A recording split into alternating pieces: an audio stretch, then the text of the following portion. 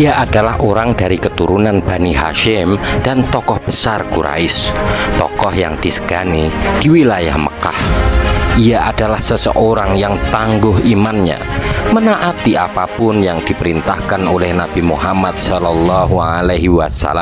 Bahkan ia rela mati syahid untuk mempertahankan agama Allah, rela untuk menjadi perisai melindungi keponakan tercintanya Nabi Muhammad SAW. Dialah Hamzah bin Abdul Muthalib, sang singanya Allah. Siapa dia, apa perannya, dan bagaimana akhir hidupnya? Jangan lupa tetap simak Pataka Islam. Tetapi sebelum itu, jangan lupa pencet tombol subscribe dan lonceng agar tidak ketinggalan info-info terbaru dari kami.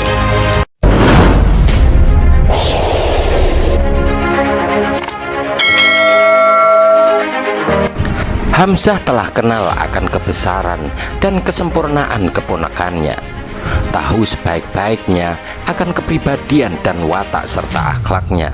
Ia tidak hanya mengenalnya sebagai seorang paman terhadap keponakannya semata, tetapi juga sebagai saudara terhadap saudaranya dan sahabat terhadap teman sejawatnya. Sebabnya ialah karena Rasulullah dan Hamzah berasal dari satu generasi dan usia yang berdekatan. Mereka dibesarkan bersama, bermain bersama, dan menjadi sahabat karib, serta menempuh jalan kehidupan dari bermula selangkah demi selangkah secara bersama-sama dan lama pula. Hanya memang di waktu muda masing-masing mereka telah menempuh jalan sendiri-sendiri. Hamzah mulai bersaing dengan teman-temannya untuk mendapatkan kelayakan hidup dan merintis jalan bagi dirinya untuk beroleh kedudukan di kalangan pembesar-pembesar kota Mekah dan pemimpin-pemimpin Quraisy. Sementara Muhammad tetap bertahan di lingkungan cahaya rohani yang mulai menerangi jalan baginya menuju ilahi, serta mengikuti bisikan hati yang mengajaknya menjauhi kebisingan hidup untuk mencapai renungan yang dalam, serta mempersiapkan diri dalam menyambut dan menerima kebenaran.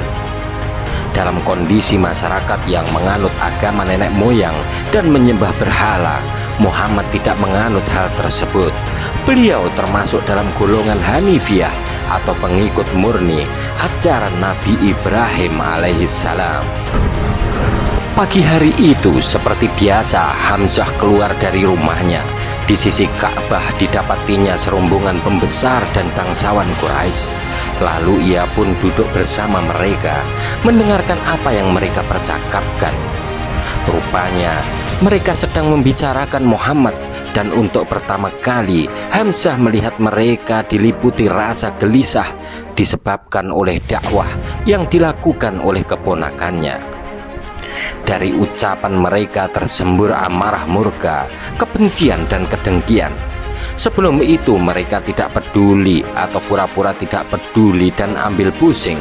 Tetapi sekarang wajah-wajah mereka begitu mengerikan, menyeringai karena perang dan kecewa, serta hendak menerkam.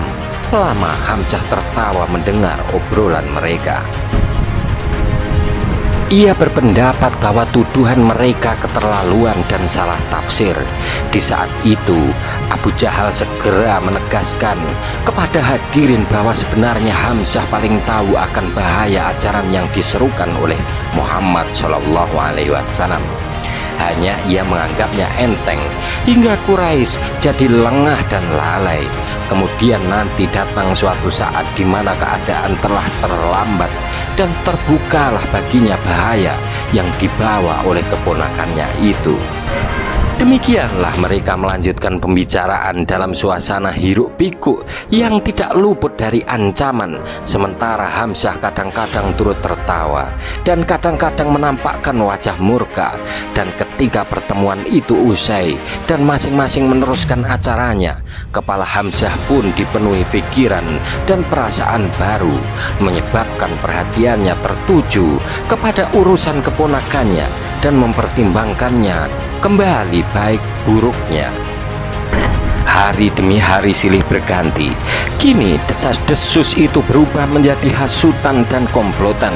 Sementara Hamzah memperhatikan suasana dari jauh, ketabahan hati keponakannya itu amat mengherankannya.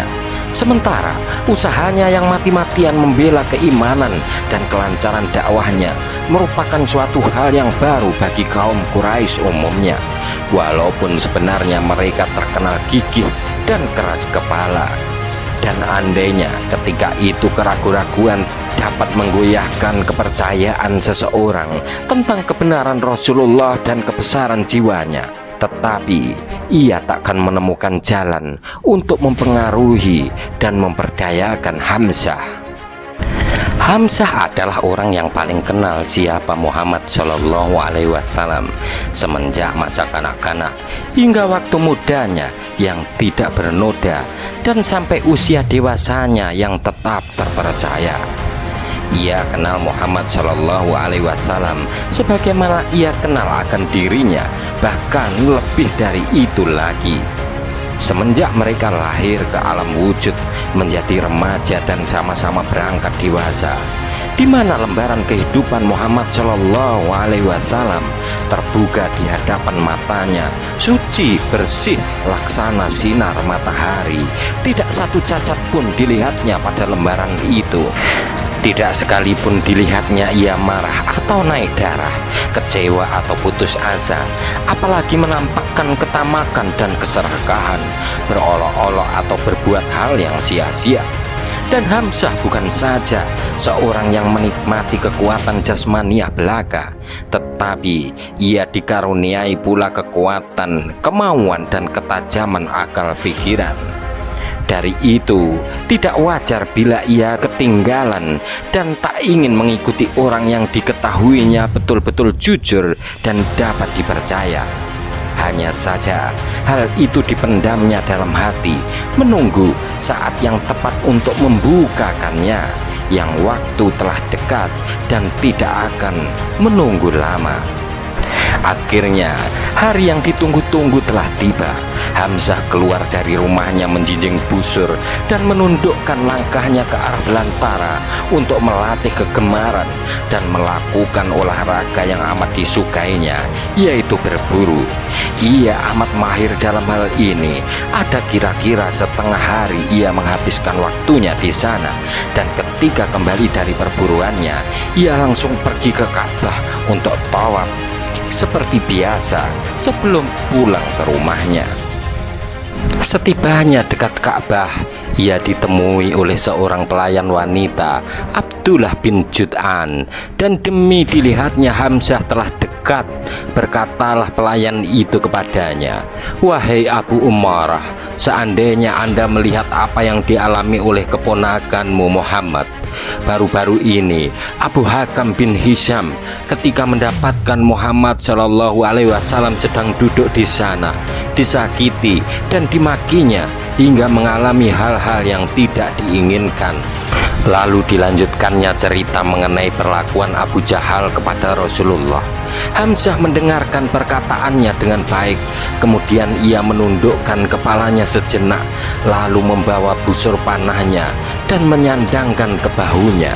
Setelah itu, dengan langkah cepat tetapi tegap, ia pergi menuju Ka'bah dan berharap akan bertemu dengan Abu Jahal di sana. Dan jika tidak ditemuinya, maka pencarian akan dilakukannya dimanapun juga sampai berhasil. Tetapi belum lagi sampai di Ka'bah, kelihatan olehnya Abu Jahal di pekarangannya sedang dikelilingi oleh pembesar Quraisy. Maka dalam ketenangan yang mencekam, Hamzah maju mendapatkan Abu Jahal lalu menghadapnya dengan berani.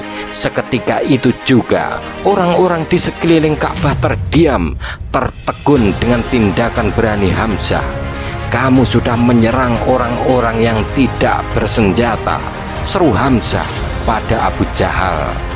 "Karena mereka mengeluh-ngeluhkan orang bodoh ini, Muhammad," jawab Abu Jahal. "Lalu siapa yang paling bodoh sebenarnya, sedangkan kalian tidak memberi dia hak bicara?" ucap Hamzah pada orang-orang di sekitar Ka'bah. "Muhammad seorang penipu dan pembohong," jawab Abu Jahal dengan tegas. Mendengar hal itu, Hamzah lalu menampar Abu Jahal dan memukul dengan busurnya ke kepala Abu Jahal hingga jatuh terpelanting serta mengalami luka. "Lawan aku kalau berani. Hei kalian semuanya, ada yang berani melawanku? Saya akan menjadi pengikut Muhammad," seru Hamzah kepada semua orang yang berada di sekitar Ka'bah. Tindakan berani inilah yang mengantarkan Hamzah, tokoh besar Quraisy dari Bani Hashim, pada jalan kebenaran. Ia tanpa ragu meninggalkan agama nenek moyangnya dan langsung mengucapkan 2 kalimat syahadat di hadapan Rasulullah Shallallahu Alaihi Wasallam. "Wahai Muhammad, keponakanku, ketika saya mengarungi padang pasir di malam hari, saya sadar bahwa Allah lebih agung untuk diletakkan di dalam Ka'bah.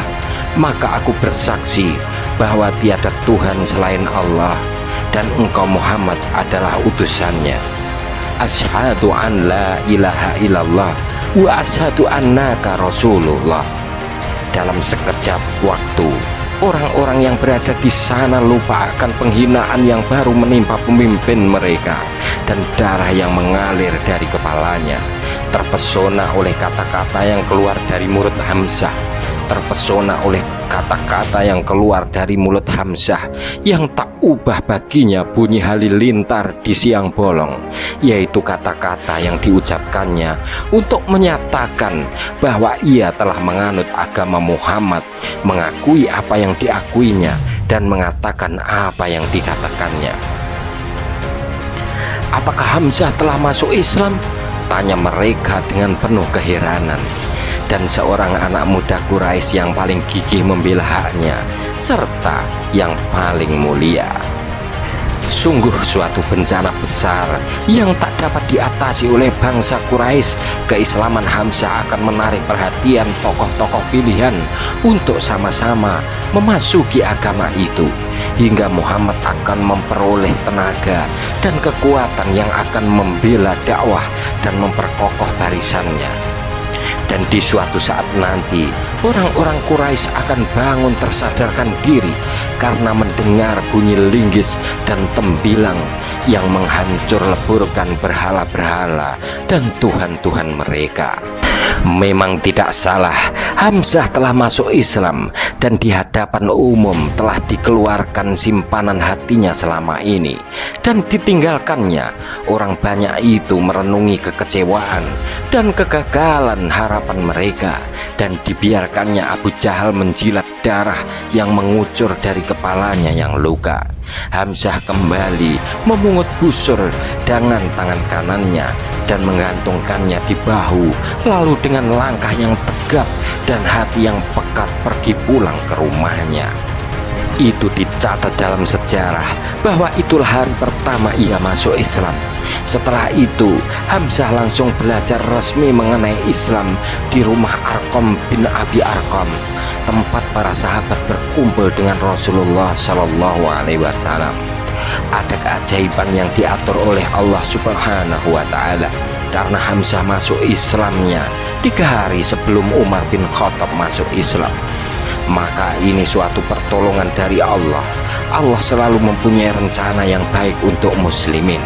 Ketika tahun 6 kenabian, kaum muslimin mengalami masa-masa yang sangat sulit, dicaci maki, dihina, diintimidasi, bahkan ada yang disiksa. Tidak hanya itu, bahkan nanti ada yang meninggal dunia karena mempertahankan agamanya. Saat itulah Allah menghadirkan orang penting bagi Islam yang membuat Islam menjadi kuat. Hamzah masuk Islam, 3 hari berikutnya Umar masuk Islam. Maka seisi kota Makkah berguncang. Orang-orang bertanya, kok bisa Hamzah dan Umar masuk Islam? Tanya mereka dengan keheranan. Hamzah dan Umar, 2 orang pemuda ini adalah pemuda yang dikenal dengan keberaniannya, kehebatannya, serta kepemimpinannya.